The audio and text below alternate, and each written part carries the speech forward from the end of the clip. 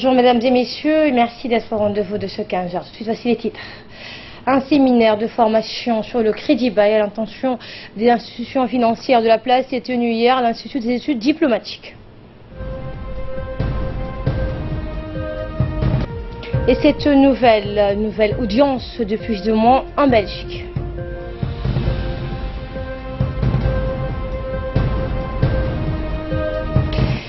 Bonjour, le Premier ministre Abdelkader Kamel Mohamed, accompagné d'une forte délégation comprenant des parlementaires, du secrétaire général et de la primature et des membres du gouvernement, est arrivé à Obok où il a été accueilli avec tous les honneurs. La délégation du Premier ministre a été accueillie par le président de l'Assemblée nationale, les autorités de la région d'Obok, les membres du gouvernement originaire d'Obok, les élus locaux, les responsables des services déconcentrés et les notables. Après l'escale, la délégation conduite par le Premier ministre s'est dirigée vers la résidence du préfet où un accueil populaire a été donc organisé. Toute la population d'Obok, hommes et femmes, jeunes, ont accueilli la délégation du Premier ministre avec des animations diverses de toutes les langues donc nationales confondues. Le Premier ministre a pris un bain de foule et a même et a suivi donc des danses traditionnelles avec les groupes folkloriques et traditionnels. La visite du Premier ministre à Obok fait suite à une visite similaire qu'il a effectuée hier à Tadjoura et intervient à quelques mois des prochaines échéances législatives prévues en février 2018. Cette rencontre sera donc une occasion pour reparler de la situation socio-économique dans la région d'Obok et recueillir les doléances de la population. Le Premier ministre donc a transmis les messages importants de la population de Hayou. Donc voilà des images que vous aurez dans nos prochaines éditions. Dans le reste de l'actualité, un séminaire de formation sur le crédit bail à l'intention des institutions financières de la place s'est tenu hier à l'Institut des études diplomatiques. Ce séminaire avait pour objet de sensibiliser les institutions financières de la place sur le crédit bail et de renforcer leurs capacités.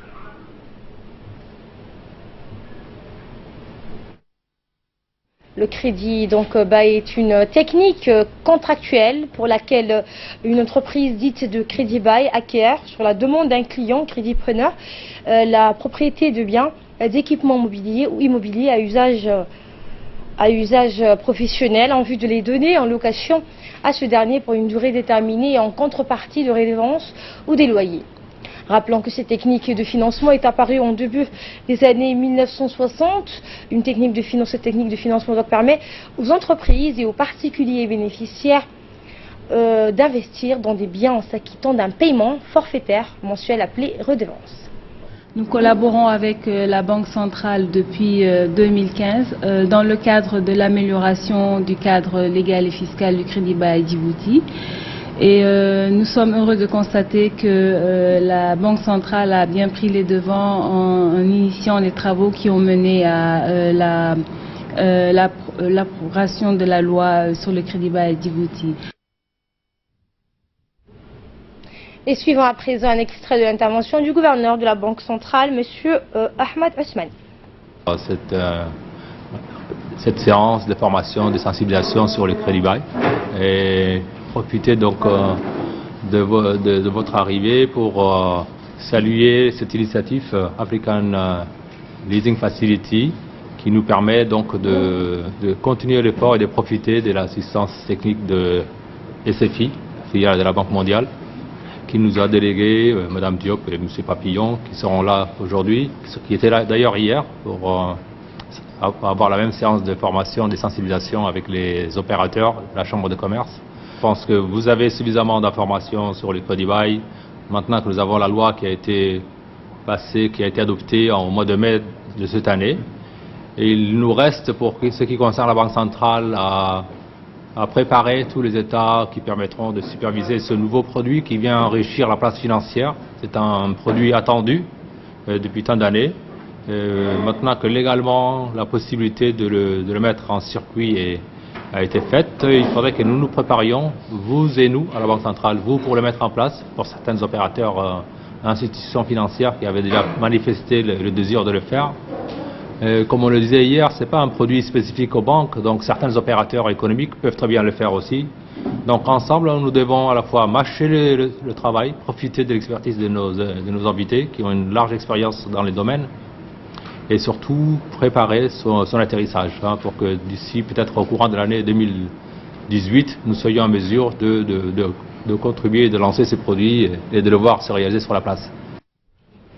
Donc un nouveau produit et donc pour en parler, Samata est avec nous sur ce plateau. Bonjour Samata. Bonjour Asma. Qu'est-ce qu'on peut retenir de ce nouveau produit, de ce nouveau engagement entre la Banque centrale et les places, donc les crédits de place en place? Oui, effectivement Asma, le crédit bail, également connu sous le terme anglais leasing, est une solution financement permettant aux petites et moyennes entreprises qui pour la plupart ni antécédents, ni en matière de crédit, ni d'autres garanties de pouvoir obtenir un prêt bancaire afin de financer leurs besoins en équipement. Le crédit bail en faveur de la PME, il permet aussi aux petites et moyennes entreprises, ou plutôt aux petites et moyennes industries, de mieux assurer le financement de leur activité dans le cadre général de sa politique de promotion de l'entrepreneuriat par le prix de crédit bail. Le gouvernement djiboutien met de nouvelles dispositions en matière de crédit bail, réorganisation de l'environnement juridique encadrant la mise en œuvre de ce mécanisme privilégié de développement, autrement dit PME et PMI, témoignant de la volonté de promouvoir cette alternative pour révolutionner ce secteur et lui donner toutes ses lettres de noblesse. L'organisation de ce séminaire, et qui est le troisième de ce genre, Asma, porté sur les principes généraux et avantages du crédit bail, les aspects juridiques, des bases, traitement des comptables, fiscales, des opérations reliées au crédit bail, les types d'institutions offrant ces services et le montage d'un dossier pour l'obtention d'un crédit bail. Tout ça est le financement de la petite et moyennes entreprises, s'accompagne de la mise en place d'un cadre légal, fiscal adéquat. Autre volet important, Asma, c'est plutôt dire d'harmoniser la législation, organiser le secteur, mettre en place des organes, maîtriser le risque afin de mieux faciliter les différents modes d'opération. Toute une panoplie, Asma, de mesures visant à assainir les dispositions existantes, parfois trop contraignantes, afin de booster les PME, petites et moyennes entreprises, et les PMI, les petites et moyennes industries, mais aussi et surtout inciter à la création de celles-ci par les jeunes entrepreneurs. C'est tout l'objectif de cet instrument qui est le crédit bail. Merci beaucoup Samata Saïd pour ces précisions. Dans le reste de l'actualité, après la remise de 2 bus et la visite de la capitale de la région Afar de Samara, les autorités locales ont proposé à la délégation technique djiboutienne venue les épauler pour l'organisation de la 2e édition des rencontres et des différentes nationalités de la République démocratique et fédérale d'Éthiopie de découvrir le périmètre agro-pastoral de Doubt. Sur des centaines d'hectares, la population de la région s'est lancée dans la production du fourrage destiné à l'alimentation du bétail en période de sécheresse. Le fourrage est tiré de milliers de cannes à sucre séché et dont on a pressé préalablement pour en tirer le sucre. Le fourrage est traité sur place par une machine qui confectionne des bottes de foin. Ces bottes sont ensuite empilées les unes sur les autres et prennent au loin les formes de pyramides à l'intérieur des champs. Rappelons que la délégation djiboutienne qui s'est rendue à Samara a été conduite par le ministre du Commerce, Hassan Hamad. Elle comprenait aussi le secrétaire général du ministère de la Culture, les parlementaires Ouma Hamid, Abdelkader Abdallah Mahmoud et Omar Aden, des préfets des régions de Diki et Tadjoura. Cette visite guidée de la délégation djiboutienne a été dirigée par le président de l'Assemblée régionale Afar, Mohamed Khadir, et par l'ambassadeur Hassan Abdelkader, principal organisateur des journées de rencontres des nationalités éthiopiennes, et enfin la responsable des projets agricoles de la région, Madame Abahina. La délégation djiboutienne est déclarée très impressionnée par cette production. Elle a posé donc de nombreuses questions à la responsable du projet. La visite de la délégation djiboutienne intervient à quelques semaines de l'organisation de la 2e édition des rencontres des nationalités éthiopiennes prévue début décembre à Samara, la capitale de la région Afar d'Éthiopie. Retour à Djibouti où les chantiers en construction se multiplient. Il s'agit de grands bâtiments qui comptent parfois plus que de la dizaine d'étages, ce qui suppose une plus grande complexité quant à la construction. En effet, toute structure de construction doit d'abord répondre à des normes de sécurité très strictes en raison de la sismicité donc quasi permanente, mais aussi les bouches d'aération, les systèmes anti-incendie, les couloirs d'évacuation, les lumières de secours, etc. Bref, toute une panoplie de règlements à respecter pour obtenir le précieux sésame de certificat de conformité. Et comme tout cela, comment donc tout cela se fait, comment et par qui sont suivis et contrôlés les travaux de construction.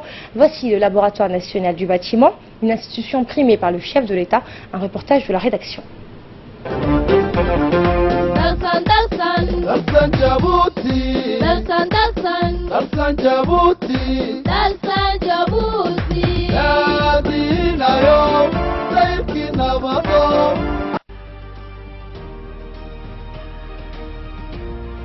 Le laboratoire central du bâtiment et de l'équipement est une structure publique chargée du contrôle des activités de construction des bâtiments, routes et des autres structures de génie civil.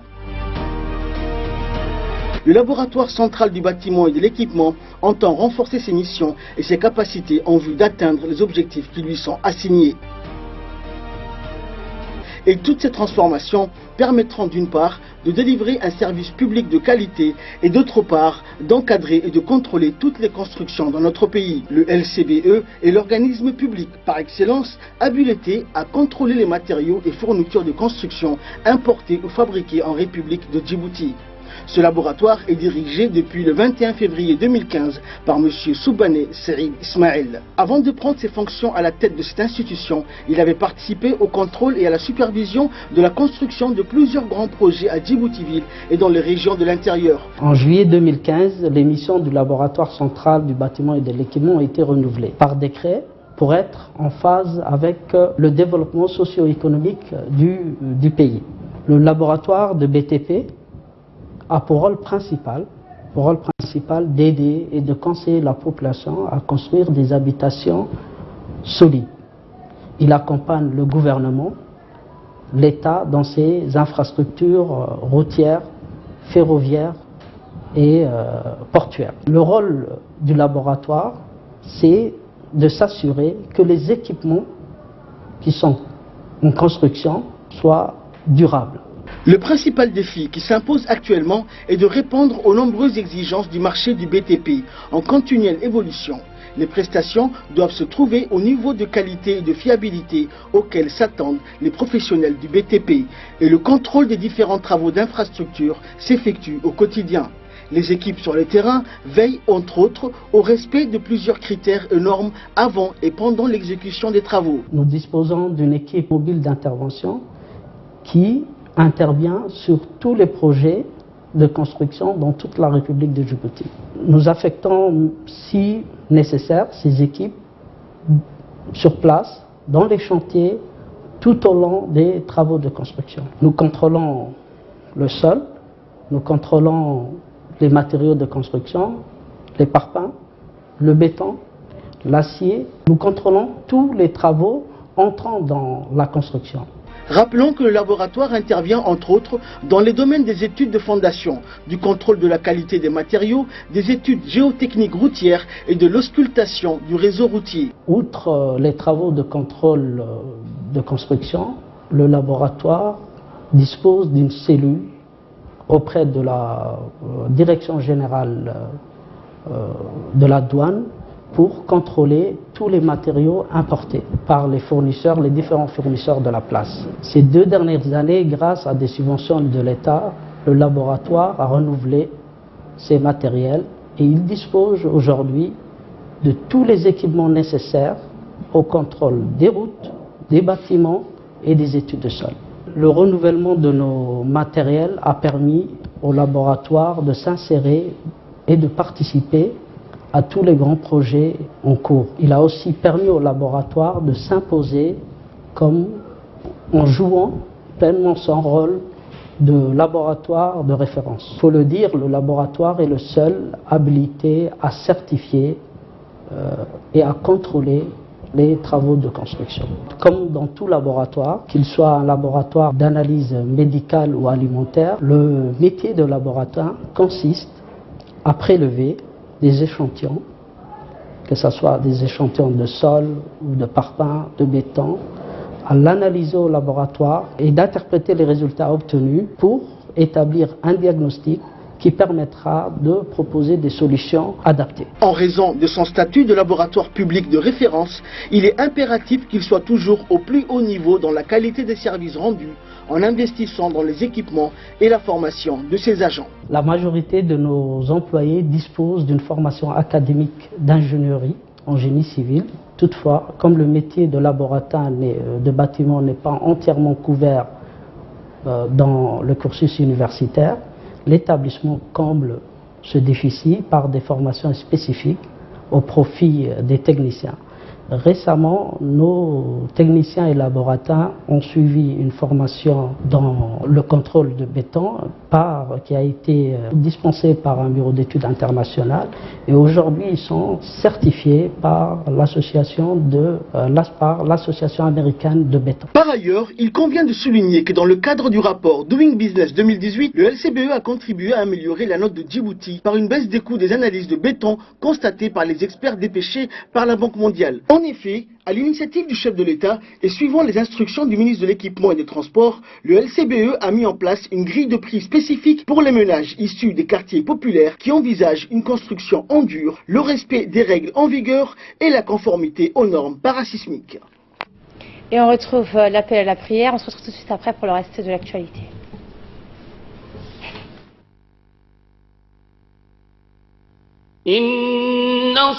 الصلاة كانت على المؤمنين كتابا موقوتا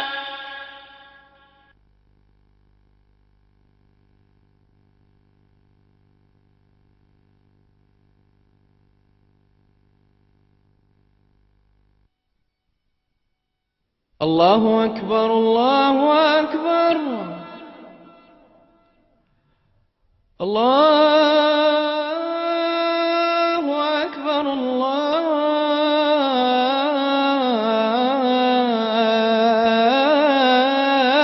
الله أكبر أشهد أن لا إله إلا الله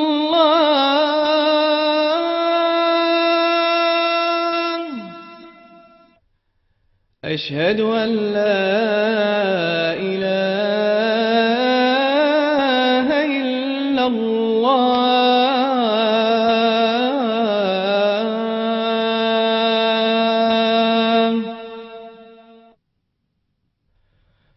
أشهد أن محمدا رسول الله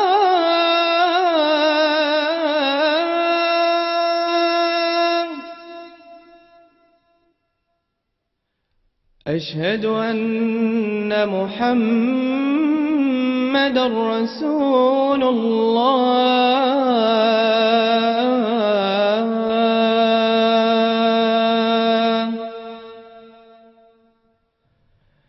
حي على الصلاة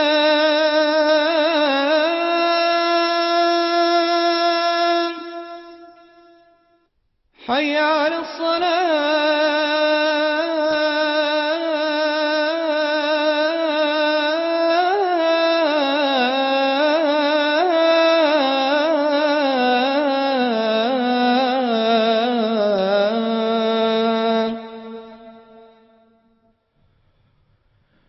حي على الفلاح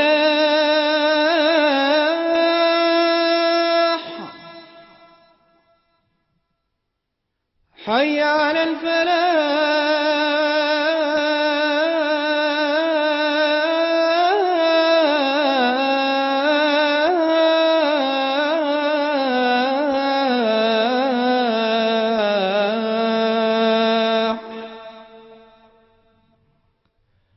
الله أكبر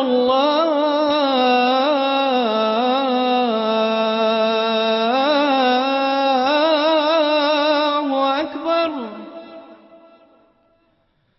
لا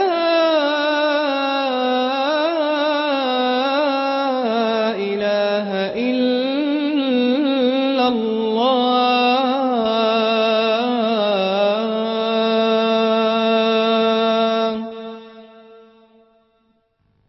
اللهم رب هذه الدعوة التامة والصلاة القائمة آت سيدنا محمدا الوسيلة والفضيلة وابعثه اللهم مقاما محمودا الذي وعدته إنك لا تخلف الميعاد. Sur la stèle appel à la prière, le célèbre aventurier africain Kingsley Holgate a quitté l'Afrique du Sud la semaine dernière avec son fils Ross et leur équipe dans un convoi spécialement donc aménagé pour tracer les routes sur les confins du paysage africain. Eh bien, ce Sud-Africain, dans le cadre de sa tournée dans la Corne de l'Afrique, est arrivé à Djibouti. Kingsley Holgate a visité le Doral Terminal Port Conteneur. À la fin de leur visite, il a pris une photo de famille donc avec les personnes qu'il a rencontrées. Holgate a fondé la fondation Kingsley qui vise à sauver et améliorer des vies pour l'aventure à travers des expéditions humanitaires qui font la différence. Ceci a été au centre de ces expéditions plus récentes telles que l'expédition Afrique Arc-en-Ciel.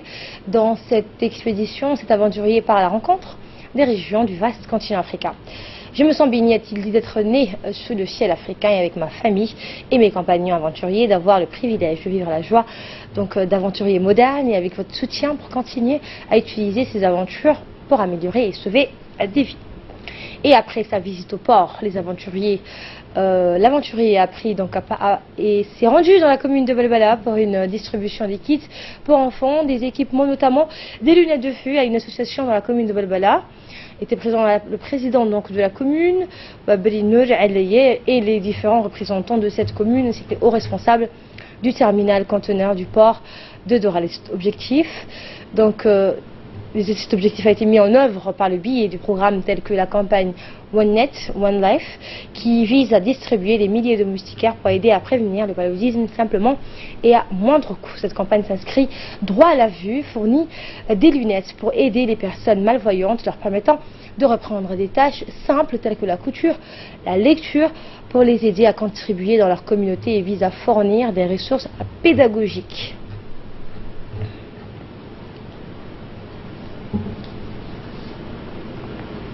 De notre terminal à conteneurs.